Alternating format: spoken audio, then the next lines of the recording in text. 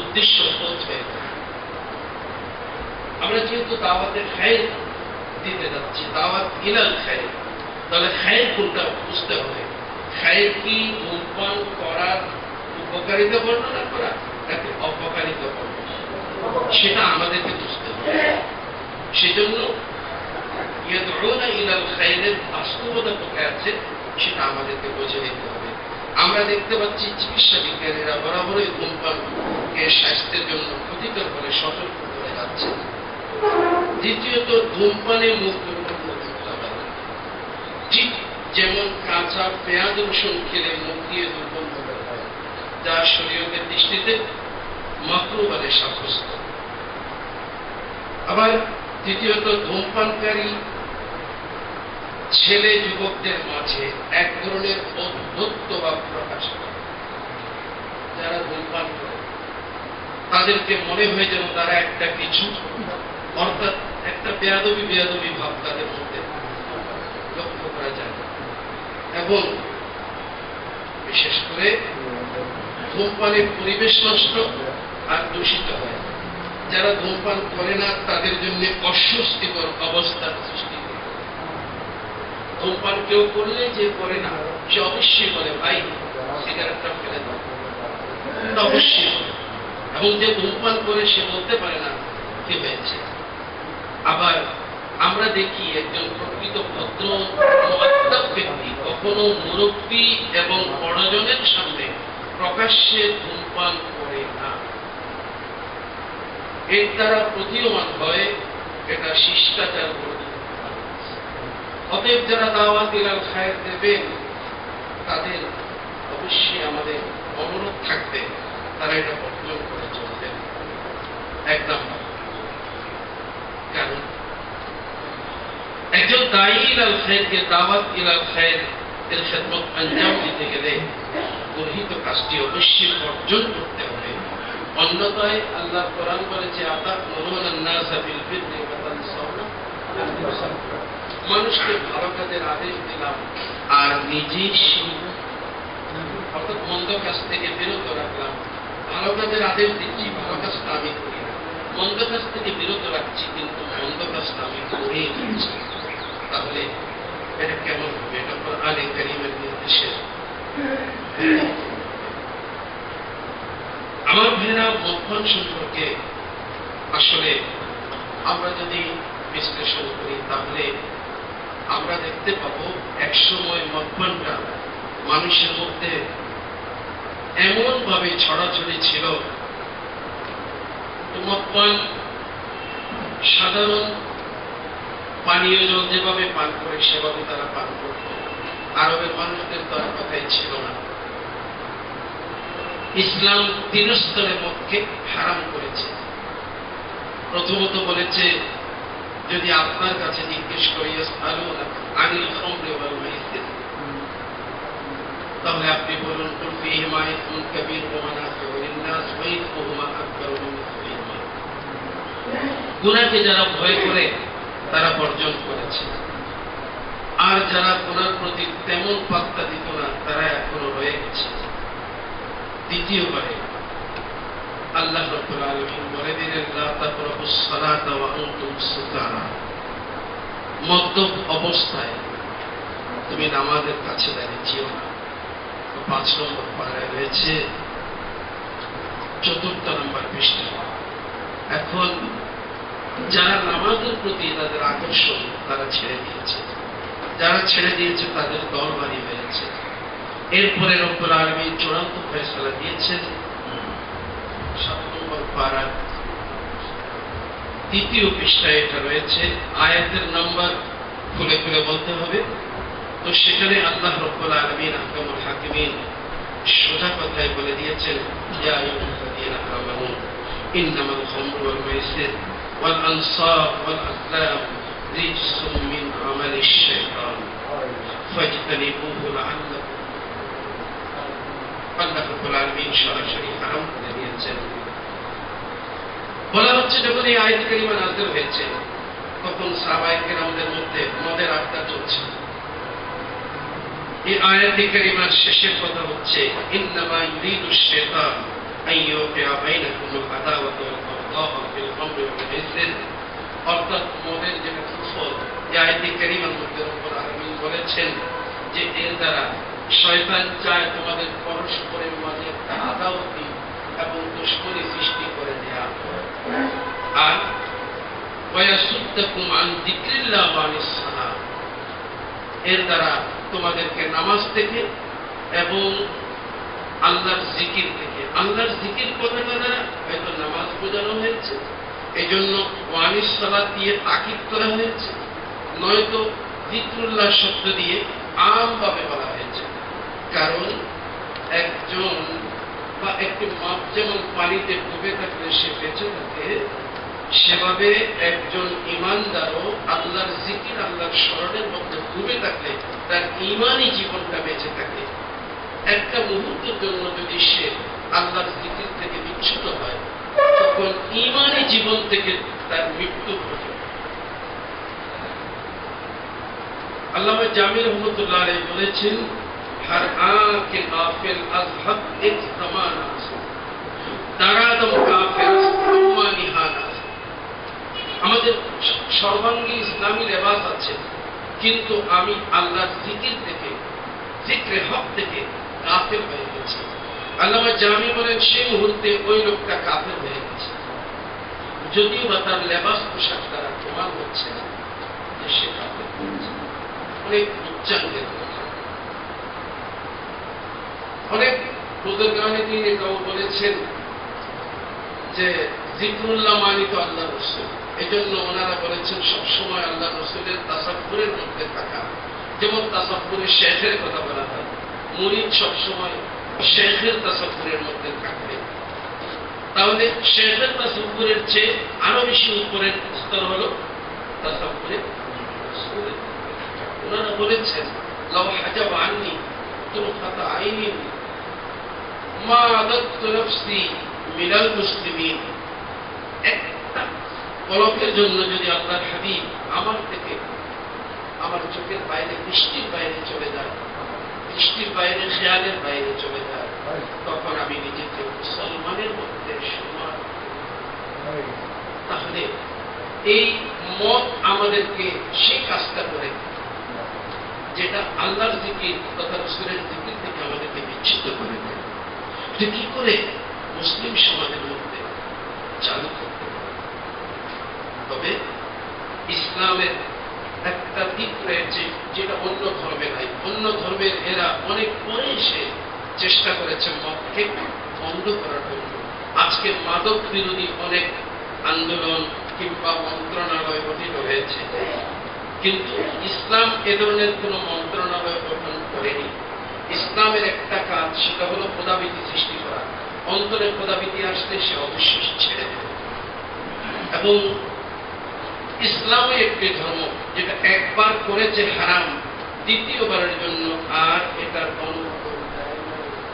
পৃথিবীতে অনেক রাষ্ট্র আছে, অমুসলিম রাষ্ট্র, এমনকি আমাদের যেটা রাষ্ট্র রয়েছে এখানেও যেহেতু ইসলামী আইন নাই, এই কারণে এরা মদের লাইসেন্স দিচ্ছে, এরা মদ বিক্রির লাইসেন্স দিচ্ছে, মদ পানের লাইসেন্স। মদ বিক্রির লাইসেন্স মানে মদ পানের লাইসেন্স। একদিকে মদ যারা পান করে তাদেরকে বিরত রাখার চেষ্টা, অন্যদিকে মদ বিক্রির লাইসেন্স দেয়। দুটোর মধ্যে বলতে গেলে মানে একটা লজ্জাস্কর ব্যাপার এ ধরনের ব্যাপারটি। তো আমি আরজ করতেছিলাম, তাহলে মদের ব্যাপারটা আমাদেরকে আর কোথাও যাব। মদ এক কথায় আল্লাহ কর্তৃক হারাম, কোরআনে পাকের মাধ্যমে হারাম, হাদিসে পাকের মাধ্যমে হারাম। এটার কথা যদি বলতে যায় তাহলে কিতাবগুলো তো আমার কাছে দেখতেছেন, আমি অনেক কিছু চেষ্টা করেছি জানার জন্য, কিন্তু সেগুলো আপনাদের কাছে আমি বলতে পারি। এগুলি লেখার মাধ্যমে ইনশাআল্লাহ আসবে, যখন লেখা প্রকাশ হবে আপনারা ইনশাআল্লাহ পাবেন। এটা একটা কিতাব, তাম্বিহুল গাফিলিন বলে একটা কিতাব, ওখানে লিখেছেন যে এক নষ্টা রমণী, খারাপ চরিত্রের এক মহিলা, একজন মানুষ নিত্য নামাজ পড়ত, তাকে তার ঘরে রেখেছে, সে গিয়েছে, দরজাটা বন্ধ করে দিয়েছে। ওখানে একজন ছোট্ট বাচ্চা, ওই মহিলা বলল যে আমার সামনে মদ আছে, অত তুমি আমার সাথে বেবিচার করবে, নয়তো এই ছেলেকে হত্যা করবে, নয় মদ পান করবে, তিনটার একটা তোমাকে করতেই হবে, নাহলে আমি চিৎকার করবো, মানুষকে বলবো তুমি আমার সাথে বেবিচার করার জন্য এখানে এসেছো, তো আমারটাই বিশ্বাস করবে তুমি বেইজ্জত। ওই লোকটা তখন বলল যে আমি তো ফাহিশা কাজে লিপ্ত হতে পারি না, তোমার সাথে বেবিচার লিপ্ত হতে পারি না। দ্বিতীয় নম্বর, না হোক হত্যাও করতে পারি না। এখন 3 নম্বর হয়ে গেল মদ পান। ঠিক আছে, সামান্য মদ দাও, 1 গ্লাস মদ দিয়েছে, পান করেছে, তার মধ্যে নেশা হয়ে গেছে। সে এখন বারবার বলতেছে আরেক গ্লাস দাও, আরেক গ্লাস। মদ পান করতে করতে এমন পর্যায়ে চলে গেছে, সে ওই মহিলার সাথে আর কোনো দাওয়াত ছাড়া, কোনো আহ্বান ছাড়া সে বেবিচারে লিপ্ত হলো, সে ছেলেকে। এ ধরনের মদের অপকারিতা সম্পর্কিত আল্লাহ রাব্বুল আলামিন এখানে নিজে করে দিয়েছেন, এবং আল্লাহ রাব্বুল আলামিন বলেছেন ফাহাল আনতুম মুনতাহুন, তোমরা কি এতগুলো জানার পরেও মদ থেকে বিরত থাকবে না?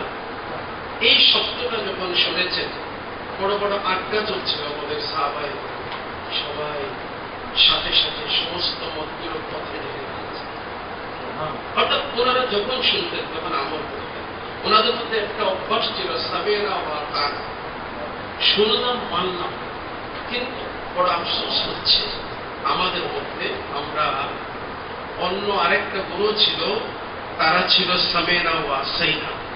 আমরাও কেমন জানি মুখে বলি না, কিন্তু আমরা আমাদের কথার মাধ্যমে যেন এটা প্রমাণ করে দেই যে আসলে আমরাও সামেনা ওয়া আসাইনার মধ্যে আমরা পূর্ণ হচ্ছি। তাই আল্লাহ রাব্বুল আলামিনের দরবারে আমাদেরকে নিজেরাও ফরিয়াদ করতে হবে, আমরা যারা মানুষকে দাওয়াত দিলাম খায়ের দেব, আমাদেরকে মানুষকে বুঝিয়ে বলতে হবে যে ভাই এই কাজটা আমাদেরকে সরাসরি আল্লাহ এবং আল্লাহ রাসূলের জিকির থেকে বিরত করে। তো এরপরে আমাকে বলা হয়েছে ঘুষ এবং সুদ। ঘুষ এবং সুদ এগুলা শব্দগুলোই এখন আমাদের কাছে ঘৃণিত শব্দ করে। কেউ ঘুষখোরকে ভালোবাসে না, আর সুদখোরকেও কি করে না, ভালোবাসে না। এটা সামাজিকভাবে ঘৃণিত।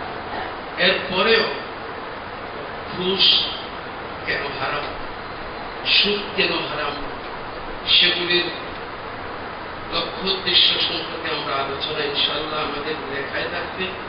আমি এতটুকু বলবো, কোরআনে কারীমে 5 নম্বর পারা 2 নম্বর পৃষ্ঠায় যে আয়াতে কারীমা রয়েছে, আল্লাহ রাব্বুল আলামিন বলেছেন ইয়া আইয়ুহাল্লাযীনা আমানু লা তাকুলু আমওয়ালাকুম বাইনাকুম বিল বাতিল ইল্লা আন তাকুনা তিজারাতান আন তারাদিন মিনকুম। এই আয়াতে কারীমার ভেতর দিয়ে আল্লাহ রাব্বুল আলামিন অবৈধভাবে অন্যের মাল ভক্ষণ করতে নিষেধ করেছেন। এখন হাদিসে পাকের মধ্যে রিশওয়াত সম্পর্কে বর্ণনা এসেছে। হাদিসের ভাষায় কিংবা আরবি ভাষায় ঘুষকে বলা হয় রিশওয়াত। রিশওয়াত শব্দের অর্থ হল রশি। রশি এখানে তো তার নেই, রশি। তো রশি এটাকে রিশওয়াত বলে। রশি দ্বারা কি করে নিচের থেকে কোন জিনিসকে উপরে ওঠা, তার নাম হল রশি। রশির মূল হচ্ছে নিচ থেকে উপরে ওঠা, কিংবা উপর থেকে নিচে নামা। উপর থেকে নিচে নামার ব্যাপারে রশির ব্যবহারের চেয়ে নিচ থেকে উপরের দিকে যাওয়া, এটার জন্য রশির ব্যবহার। তো রিশওয়াতের দ্বারা কি হয়?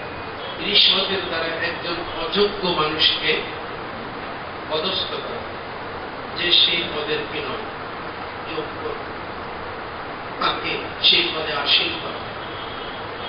রিশওয়াতের মাধ্যমে। এর দ্বারা হয় কি, সর্বপ্রথম দায়িত্বটা পালনে বিঘ্ন ঘটে। কারণ একজন অযোগ্য মানুষকে যদি দায়িত্ব দেওয়া হয়, সে দায়িত্ব পালন করবে কি করে? হাদিসে পাকে একে বলা হয়েছে কিয়ামতের পূর্ব লক্ষণ। আল্লাহর প্রিয় হাবিব সাল্লাল্লাহু তাআলা আলাইহি ওয়াসাল্লামের কাছে সাহাবায়ে কেরাম জিজ্ঞেস করেছিলেন, মাতা সাআতু, তো কিয়ামত কখন হবে? আল্লাহর হাবিব ইরশাদ করেছিলেন, ইদা দুইয়াতিল আমানাতু, যখন আমানত নষ্ট হয়ে যাবে।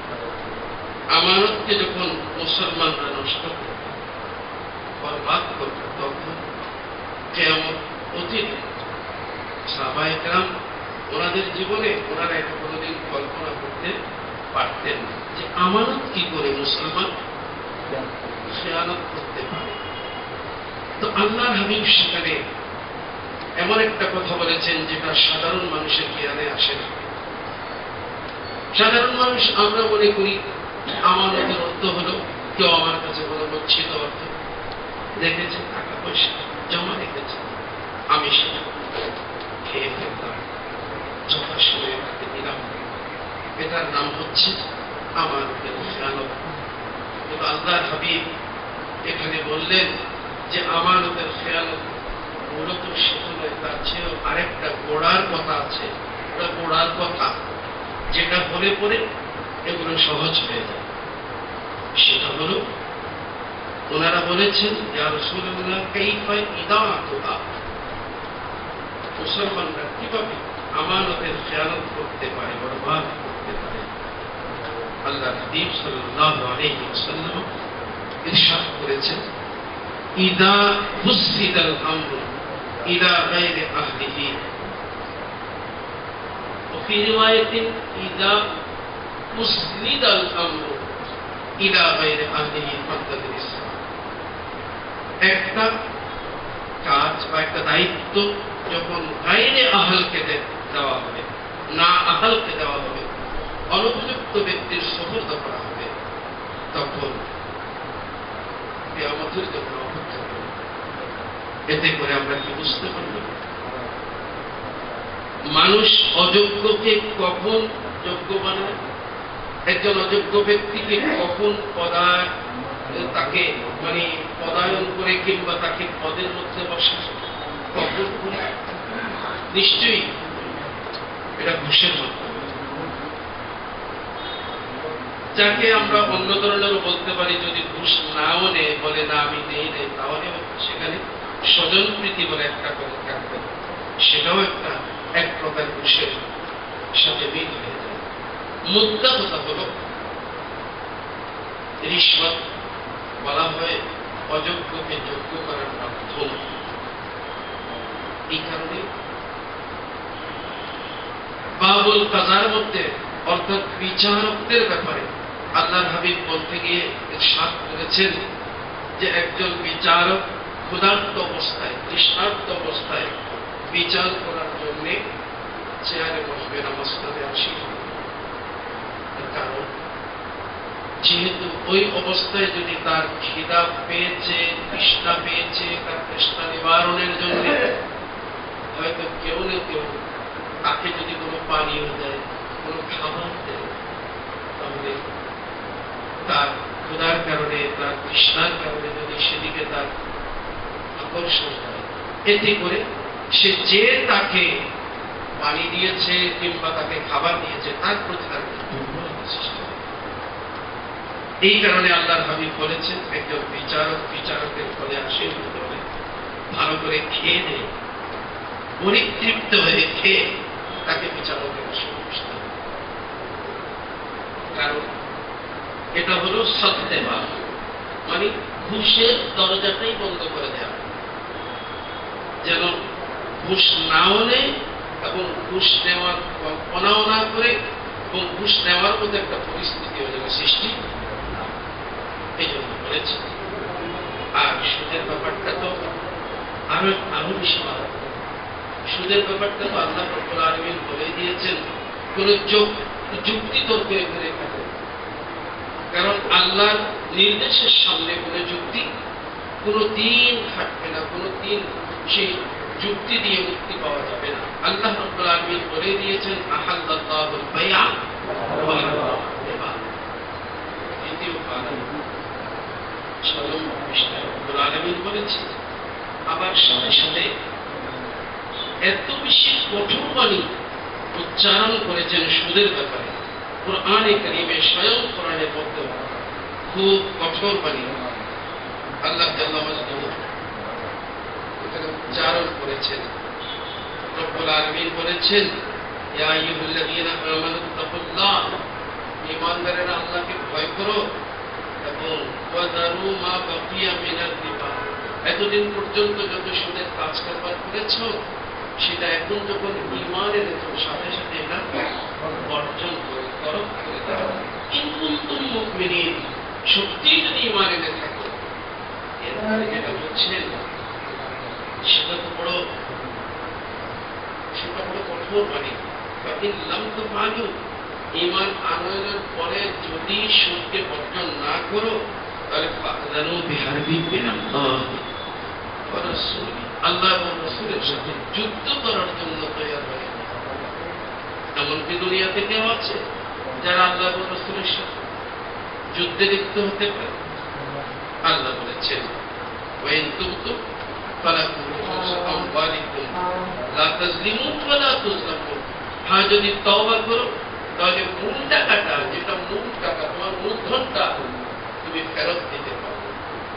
এরপরেও ইসলাম এত বেশি মুসলমানদের অন্তরকে বিত্তশালী করার চেষ্টা করেছে। আল্লাহ বলছেন, ওয়াইন কানা যু উসরাতিন ফানাযিরাতুন ইলা মাইসারা, যাকে সুদের টাকা দিয়েছিলে সে যদি গরিব হয় তাহলে তাকে সুযোগ যেন সে সচ্ছল হয়ে তোমাকে দিতে পারে।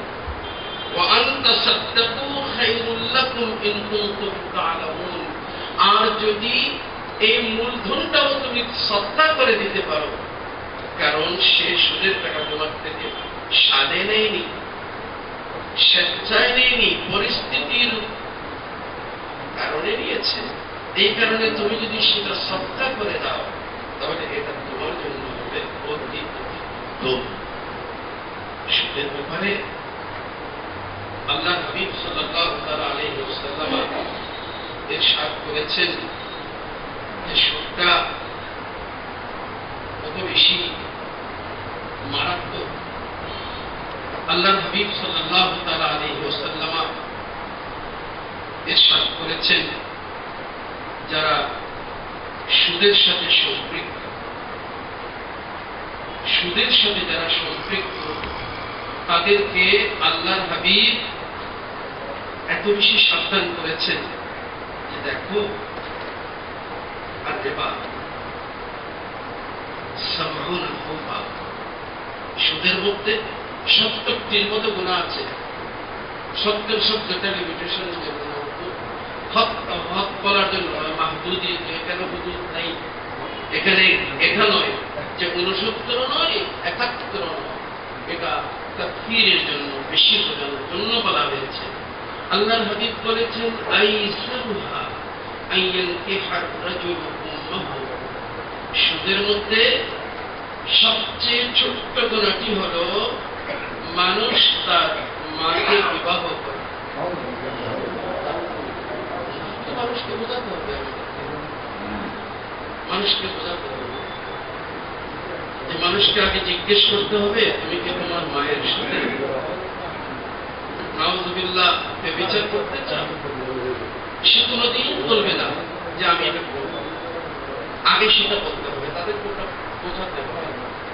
যদি না করো তো আল্লাহ নবীকে তুমি বিশ্বাস করো কিনা, আল্লাহ নবীর প্রতি তোমার বিশ্বাস আছে, নিশ্চয়ই একজন ইমানদার বলবে অবশ্যই আমার বিশ্বাস হয়েছে, তাহলে তাকে লাস্ট কথাটা বলতে হবে যে দেখো, আল্লাহর হাবিব নিজেই জবানে নবুয়তে ইরশাদ করেছেন, যারা আর তাদের সবচেয়ে ছোট্ট গুণটি হলো বিচার করে। পন্থা অবলম্বন করতে হবে আমাদেরকে, সরাসরি এটা বলে দেওয়া হবে বরং ধীরে ধীরে আসতে হবে। যেমন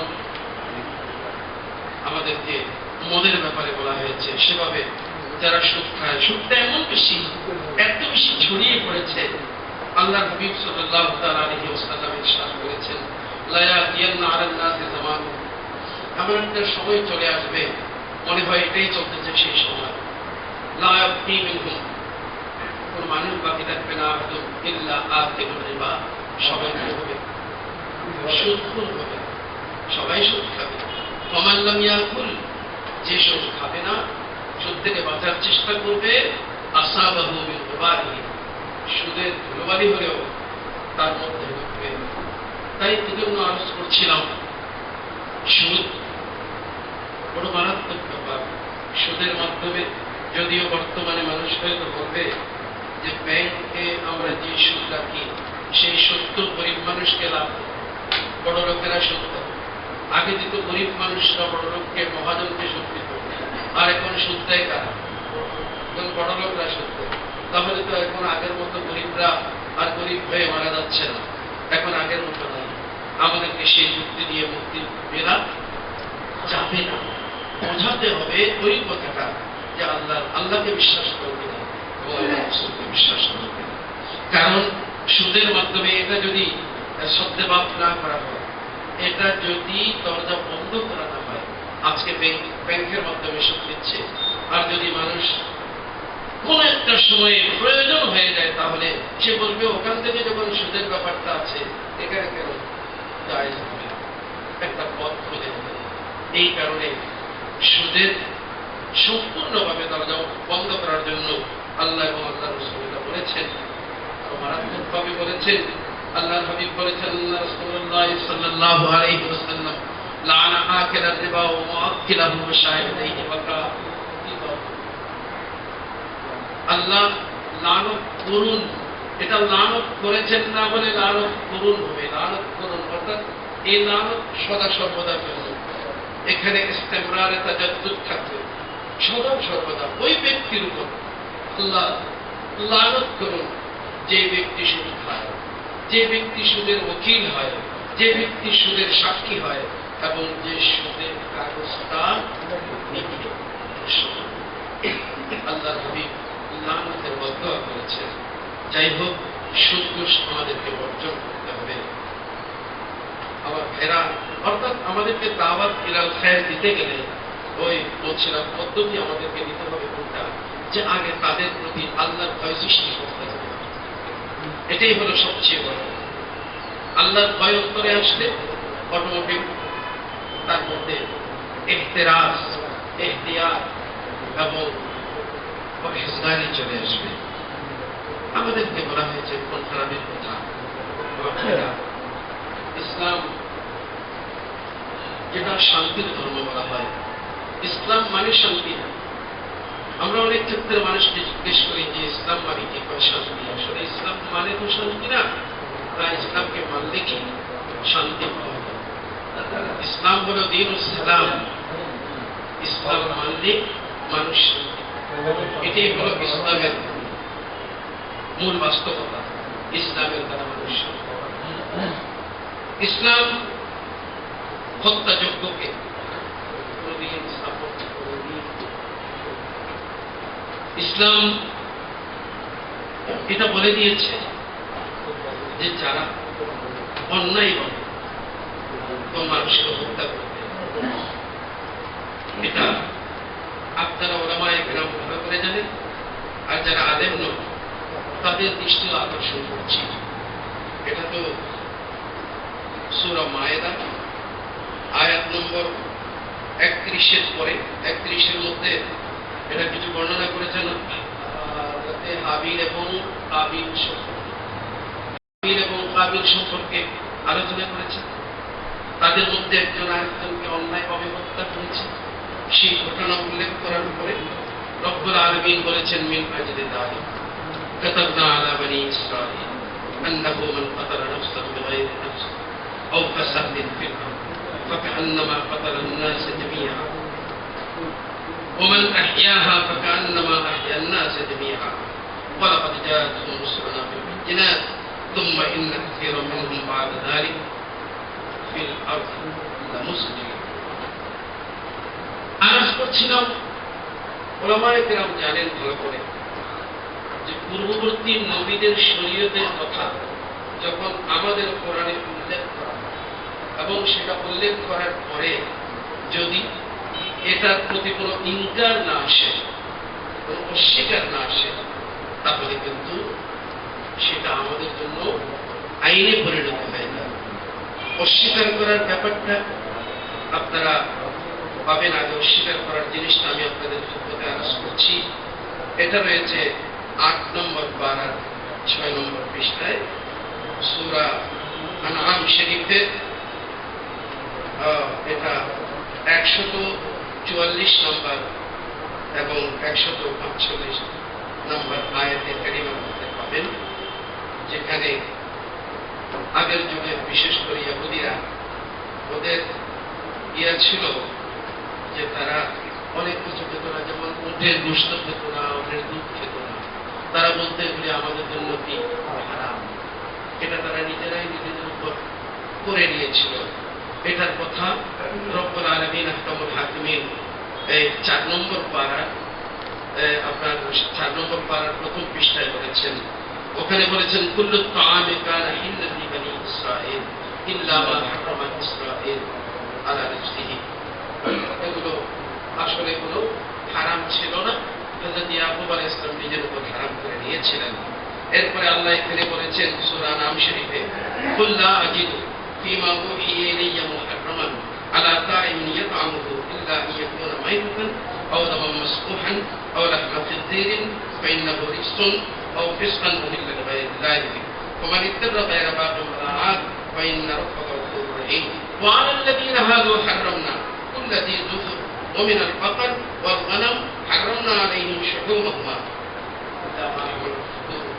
এখানে আল্লাহ রাব্বুল আলামিন বলেছেন তাদের উপর চর্বি খাওয়া হারাম ছিল। আর আমরা তো মাশাআল্লাহ যখন কোথায় গোশত কিনতে যাই তখন বলেই দিই যে তোমার গোশতের মধ্যে কি নাই, চর্বি নাই, এগুলো ভালো না, বা চর্বি ছাড়া দিলে পরে চর্বি দাও, আলাদাভাবে চর্বি দাও। আর আমাদের গোশত বিক্রেতা ওরাও চর্বি দিয়ে থাকে। যাই হোক, আমি বলছিলাম আমাদের জন্য এটা হালাল, তাদের জন্য এটা হারাম। তো তাদের জন্য কেন হারাম আল্লাহ সেটা বলে দিয়েছেন। এজন্য চর্বি হারাম তাদের উপর করেছে, আমাদেরকে বর্ণনা করেছেন। এই বর্ণনার দ্বারা চর্বি আমাদের উপর হারাম ঘোষিত হয় নাই, কারণ এর দ্বারা ইনকার পাওয়া যায়নি।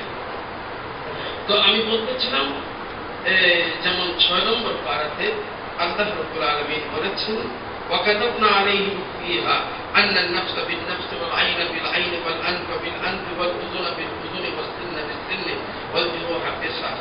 এই আয়াতে কারিমার মধ্যে আল্লাহ রাব্বুল আলামিন বলেছেন প্রত্যেক আঘাতের বদলায় আঘাত। তো আঘাত এটা কিন্তু আমাকে খুশি মেরেছে, আমিও খুশি মেরে দেব এমন কিনা, ইসলাম সেটা বলে দেয়। ইসলামের কথা হলো কাজীর দরবারে যাবে, কাজী ফয়সালা শুনবে। আজালা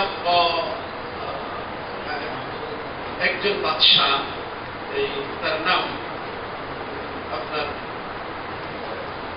আচ্ছা আমার মনে আসতেছে না, তাড়াতাড়ি চলে আসবে ইনশাআল্লাহ।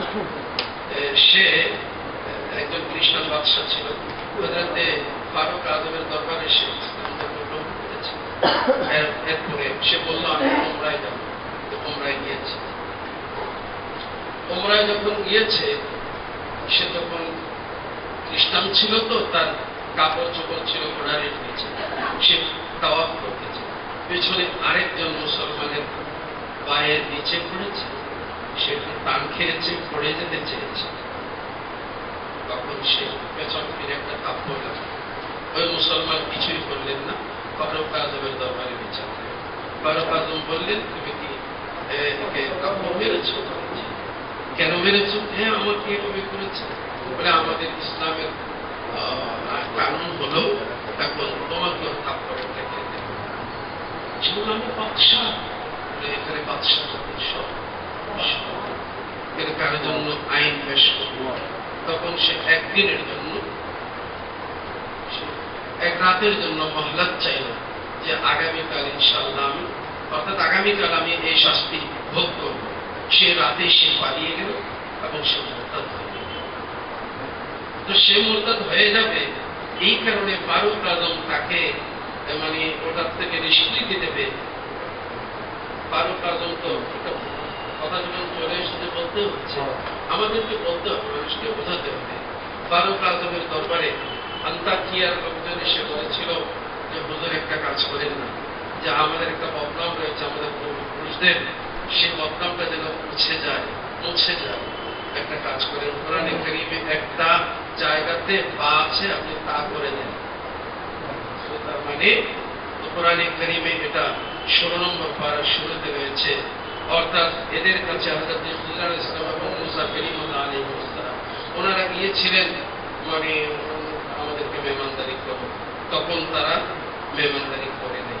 তো সেই কথাটা এখানে রয়েছে, ফাআবাউ হাত্তা ইযা আতায়া আহলা কারিয়াতিন ইসতাতামা আহলাহা ফাআবাউ আন ইউতাইয়িবুহু। আবাউ মানে তারা ইনকার করেছে, অস্বীকার করেছে, আমরা তোমাদের মেহমানদারি করব না, করতে পারব না। তো এতে করে ওনারা তো চলে গেছেন। এখন এরা বলল যে আমাদের পূর্বপুরুষদের একটা বদনাম আছে, ওখানে আবাউ আছে, আপনি যদি বাটাকে তা বানিয়ে দেন আর তাও, তখন অর্থ হয়ে যাবে তারা মেহমানদারি করেছে।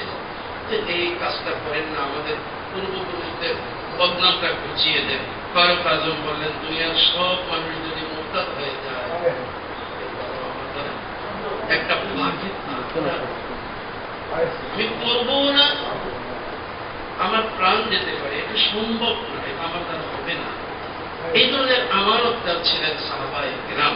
তো আরজ করছিলাম যে সমস্ত কানুন পূর্ববর্তী উম্মতদের আমাদের উপর এসেছে বা আমাদের সামনে বর্ণনা করা হয়েছে, আবার ইনকার করা হয়েছে, যেমন 8 নম্বর পারার 6 নম্বর পৃষ্ঠার কথা বলছিলাম, সেটা আমাদের জন্য আর জায়েজ নেই।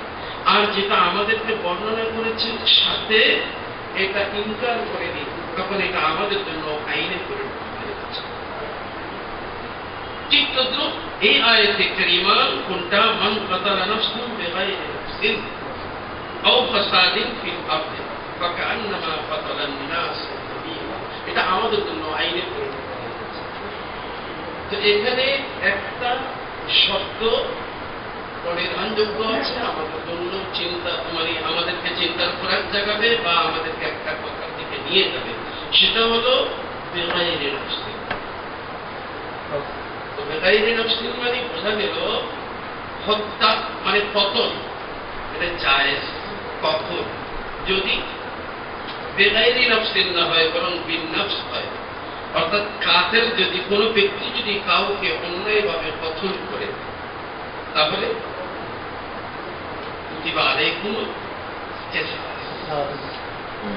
ওই আয়াতে কারিমা বর্তাবে তাহলে, এবং কেসাসের ভিত্তিতে যদি তাকে হত্যা করা হয় কাজীর নির্দেশানুযায়ী, এটাও কিন্তু আমরা আমাদেরকে মনে রাখতে হবে যে এটা আমরা নিজেরা আইন হাতে তুলে নেওয়ার কোনো অধিকার নেই।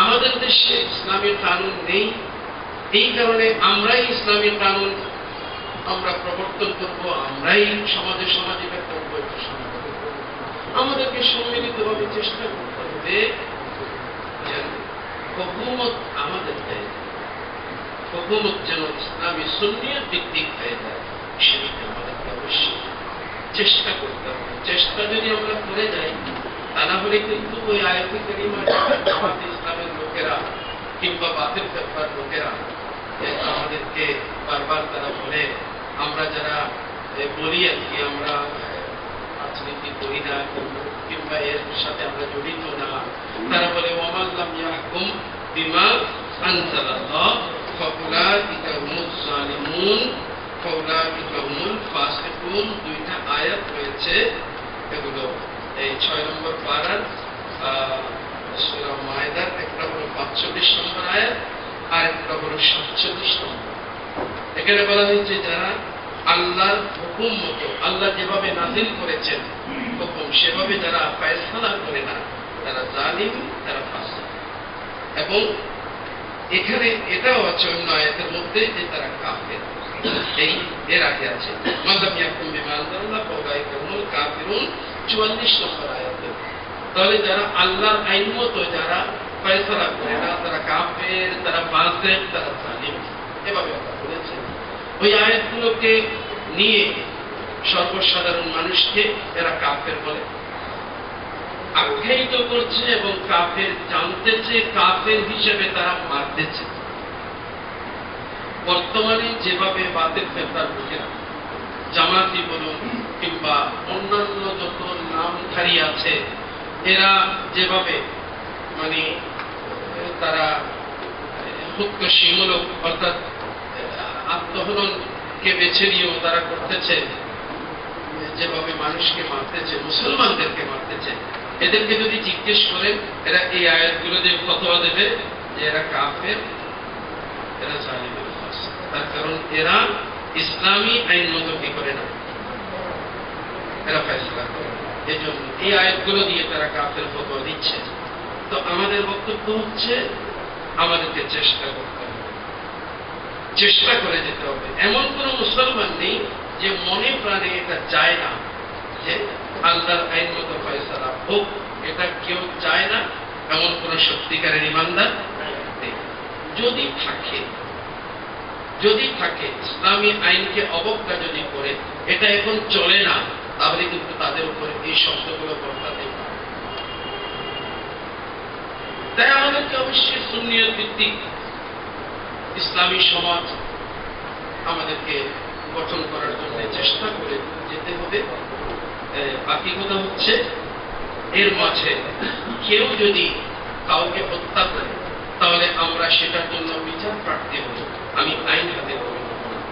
এছাড়া কেউ যদি নিরপরাধ কোনো মানুষকে হত্যা করে, বর্তমানে যারা করছে এরা বেগাইরি নফসিনের গ্রন্থ, এদের ফতোয়া কার্যকর, এদের ফতোয়া সঠিক নয়। এরা বেগাইরি নফসিন করতেছে এবং ফাসাদিন ফিল আরদে, বিশৃঙ্খলা সৃষ্টি করার জন্য করছে। তা না হলে বর্তমানে বাসে পেট্রোল বোমা মেরে বা কোথাও ককটেল মেরে বা কোথাও এ ধরনের অস্ত্র প্রয়োগ করে যারা এভাবে মারতেছে, এখানে নিশ্চয়ই যাদেরকে মারতেছে এটা ফাসাদিন ফিল আরদের অন্তর্ভুক্ত। তাই ইসলাম এটাকে কখনো সমর্থন করে না, কখনো সমর্থন করে না। ইসলাম হত্যাযোগ্যকে সমর্থন করে না। আল্লাহর হাবিব সাল্লাল্লাহু আলাইহি ওয়াসাল্লাম সাহাবায়ে কেরামকে কোনোদিন এ ধরনের নির্দেশ দেন নাই। কোরআনে কারীমে একটা আয়াত আছে, ওটা 10 নম্বর পারার 6 নম্বর পৃষ্ঠায় পাবেন। ওখানে আল্লাহ রাব্বুল আলামিন বলেছেন, ফাকতুলুহুম হাইতু ওয়াজাদতুমুহুম, ফাকতুলুহুম হাইতু ওয়াজাদতুমুহুম। এটা আল্লাহ রাব্বুল আলামিন এটা এখানে এভাবে বলেছেন। আমি আরেকটা আয়াত বলে দিচ্ছি, এটা হচ্ছে 2 নম্বর পারায়, 2 নম্বর পারায় 8 নম্বর পৃষ্ঠায় রয়েছে। এখানে আছে ফাকতুলুহুম হাইতু তাকিফতুমুহুম। তো আল্লাহ রাব্বুল আলামিন ওয়াকতুলুহুম হাইতু তাকিফতুমুহুম, এই 2 আয়াতকে কেন্দ্র করে অনেকে কাফেরদেরকে অবারিতভাবে হত্যা করার কথা তারা জাওয়াজ এবং আইন সিদ্ধ বলে বলার চেষ্টা করে।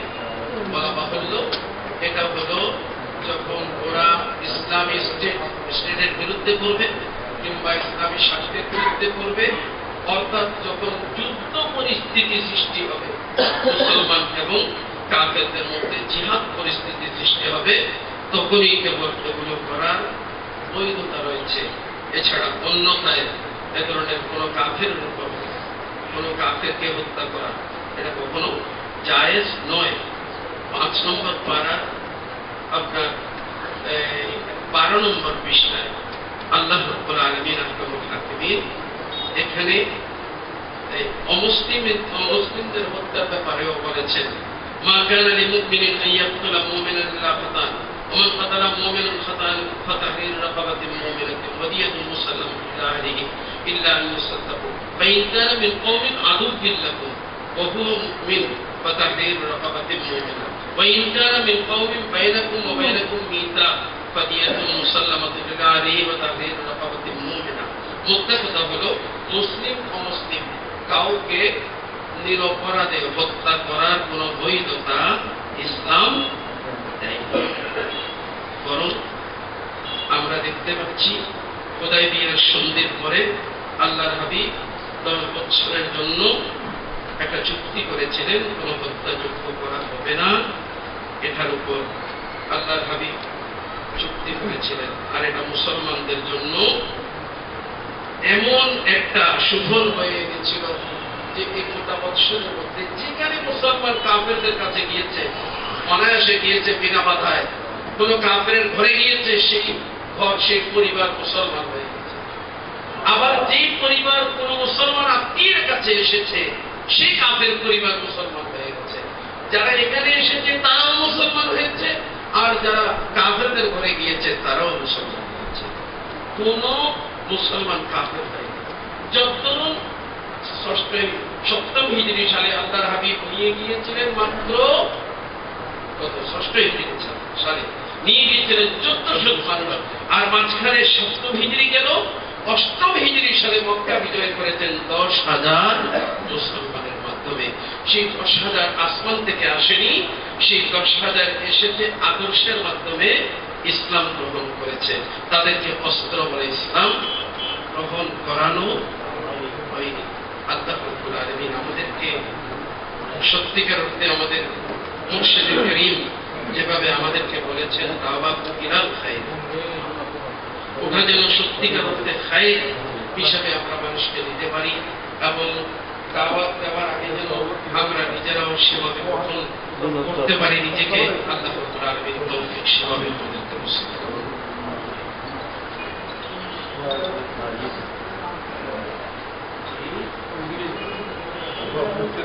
ওটা একটি মানুষ